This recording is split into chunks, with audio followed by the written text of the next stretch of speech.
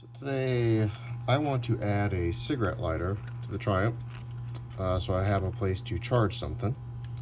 I decided to go with a full 12 volt regular cigarette lighter for a couple reasons. Looks more traditional if it's out in the open, and two, if I want to use something like a portable air compressor, which is my plan for emergencies, I'm going to need a full 12 volts. What I purchased was this 142-270. This happened to come from Moss Motors. Looks like this. This is where your 12 volts go. If you want to add a ground to it, which probably you won't need when you mount it, but if you want to add a ground, that's what this outer casing one is for. And then this wire here goes to this light bulb, and then you attach this wire to one of your gauge lights, and then it'll allow this this to turn on and this yellow ring to glow, so you can see it at nighttime. I'm planning on not using that myself. I'm going to, what else did I pick up? Oh, I got some wire connectors. I picked up a fuse, because I'm gonna hook it directly to the battery. This is 10 amps. Just something off of Amazon, I guess. I got some more stud connector covers for my starter motor. Mine's kind of melted, so I bought a couple new ones. What else did I get? And then I bought a USB plug with a volt reading for my battery. And then I did buy a bracket. The bracket's chrome. It looks like this. I painted it black, and then I've added some spacers to lower it down, is my plan. So I'm not going to use the screws that came with it, and that's going to fit in there. And I'm going to start the process. Oh, I also got so this is a 16 gauge fuse with a 10 amp fuse, and then this is 16 gauge wire. I got 30 feet of silicon coated high heat red and black, so I can run it wherever I want. And so that should be enough to get started. If I were to just buy one of those USB things off the internet, those are like 2.5 amps. That you could plug into your existing wiring or existing fuse box, use your spare fuse. I'm going to assume I might want to use an air compressor in the future, so I'm going to hook mine directly to the battery. There's 3 ways to do that. One is to put an eyelet on your right there and hook it right up. The other way is to remove this cover right here and see if you've got a spare spade or some room to add it there. Right now I've got my radio and my headlight power running to here, so I'm not going to go back into here. I don't like it up here, it's too visible, so I'm actually going to wire mine to the terminal down there on the starter, right down here. And that's I'll just need an eyelet, and I'm going to wire it that way. So where do you install this thing? I've seen these things installed everywhere.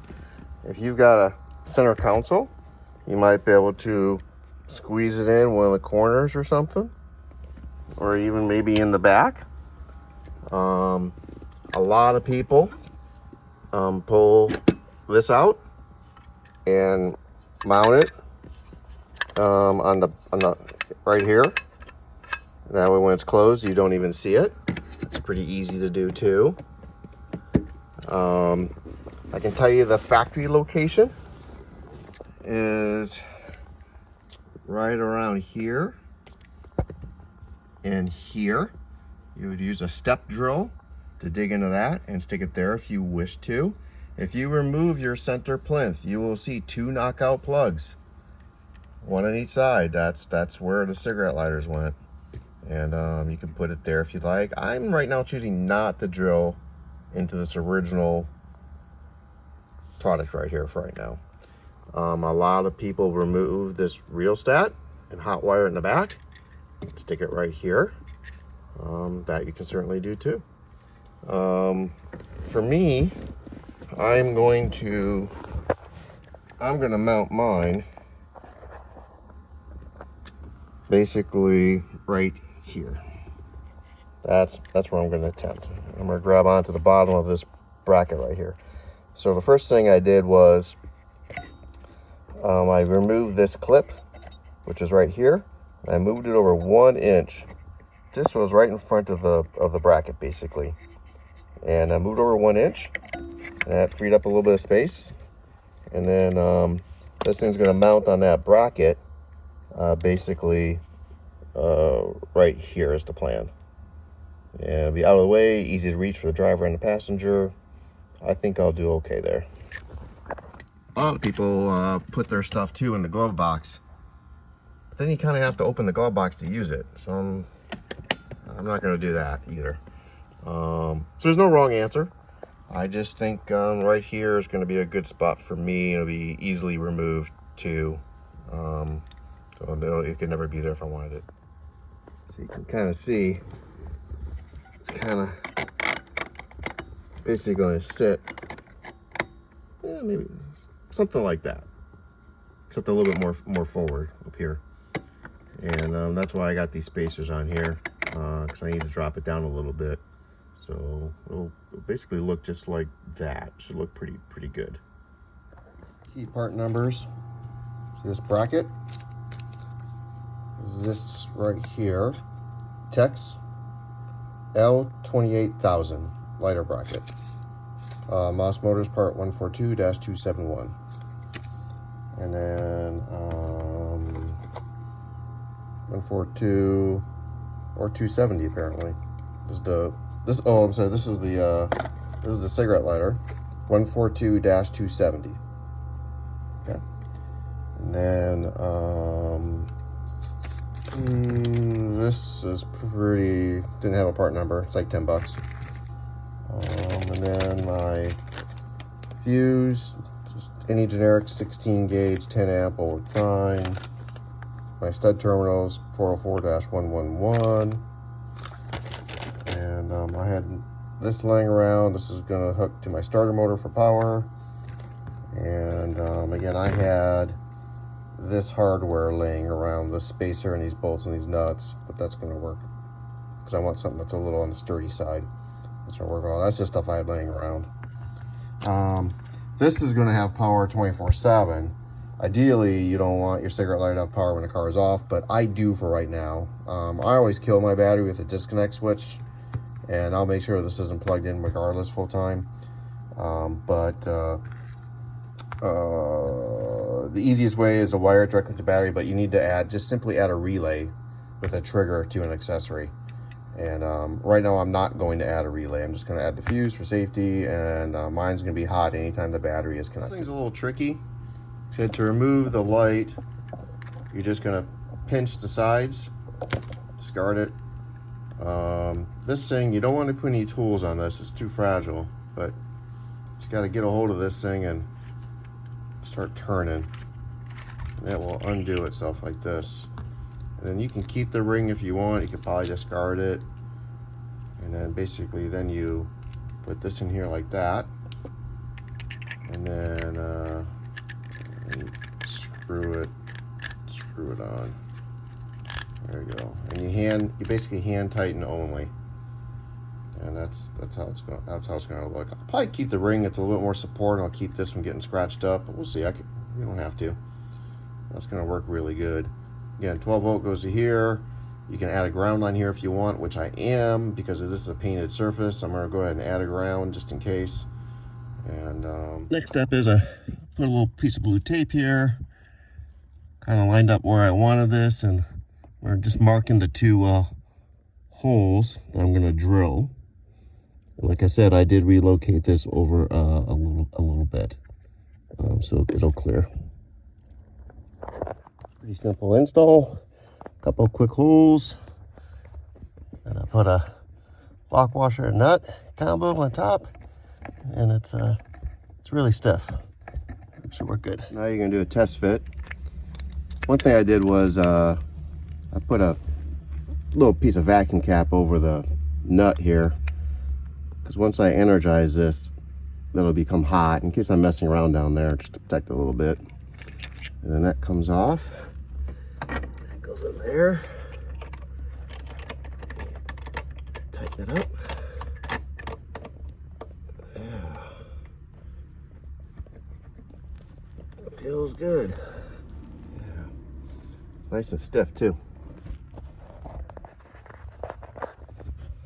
I want to show you why I believe they'd be at a factory location or dealer location on here or this side. If you look carefully, if I can get in there. There it is. See it right here? It's pre-punched, ready to go. It's on both sides, but you can also locate it there, which is not a bad location either. Create a wire pull. So I've got these little fiberglass rods for pulling wires. I put 2 of them together. I am going in. You got 2 grommets right here. One on the left, one on the right. I'm using the one on the left above the heater hoses.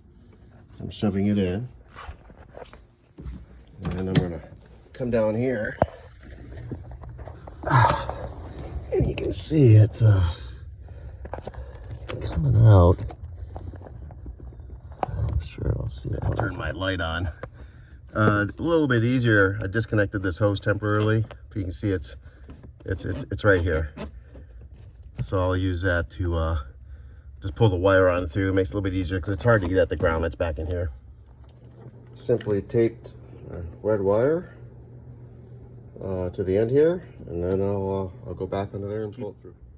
Pulling your on through, and you can see I already did it, and it comes right on through, and you're good to go.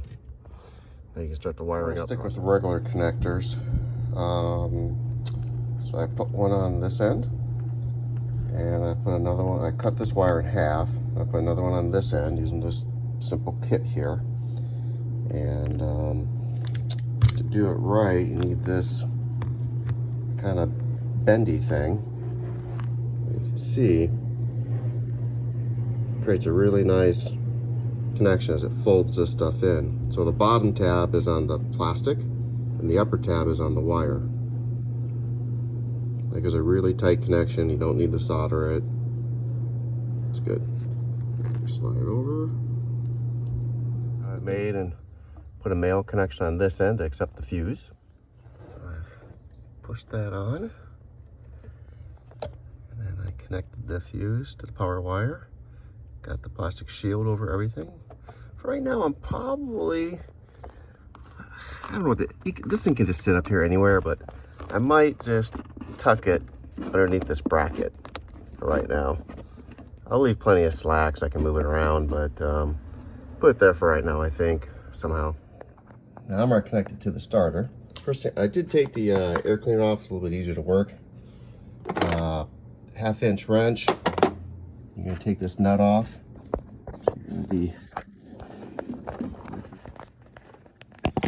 Next, I cut that red wire to approximate length it needs to be. I had some leftover wire sheathing from my headlight relay project. So I've covered the wire with that, and I'm running along here. And I loosen this bolt, and I'm tucking it in with these other wires right here. And it's running down